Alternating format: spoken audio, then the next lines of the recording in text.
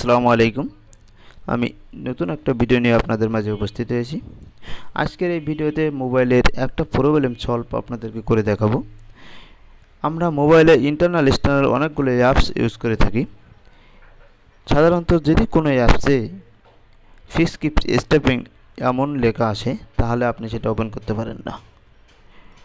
আমি আজ এই ভিডিওতে ফিক্স কিপ স্টেপিং লেখা এমন একটা অ্যাপস কীভাবে সলভ করবেন, কীভাবে এটা কাজ করা উপযোগী করবেন, এই প্রবলেম আমি সলভ করে দেখাবো।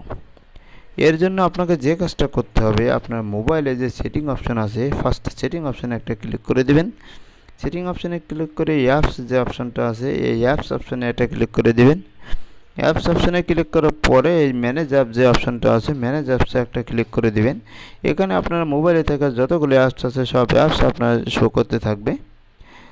আমি আমার ইচ্ছা মতো যে কোনো একটা অ্যাপসের উপরে এটা এই সলভটা করে দেখাবো।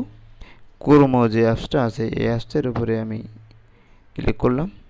ক্লিক করার পরে এখানে ক্লিয়ার ডাটা যে অ্যাপসটা আছে এর উপরে ক্লিক করলাম। ক্লিক করার পরে ম্যানেজ স্পেস বা ক্লিয়ার ইস, এখানে ম্যানেজ স্পেসে ক্লিক করলাম। ক্লিক করার পরে আপনার যে ক্লিয়ার অল ডাটা এই অপশানে একটা ক্লিক করবেন।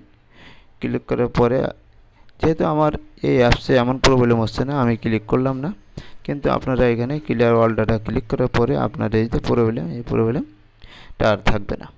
এভাবে আপনার মোবাইলে যদি কোনো অ্যাপসে এমন প্রবলেম থাকে, সেম ওয়েতে আপনি চেষ্টা করে এই প্রবলেমটা সলভ করতে পারবেন। আশা করি ভিডিওটা আপনাদের কিছুটা হলেও হেল্পফুল হবে। Thank you all. আল্লাহ হাফেজ।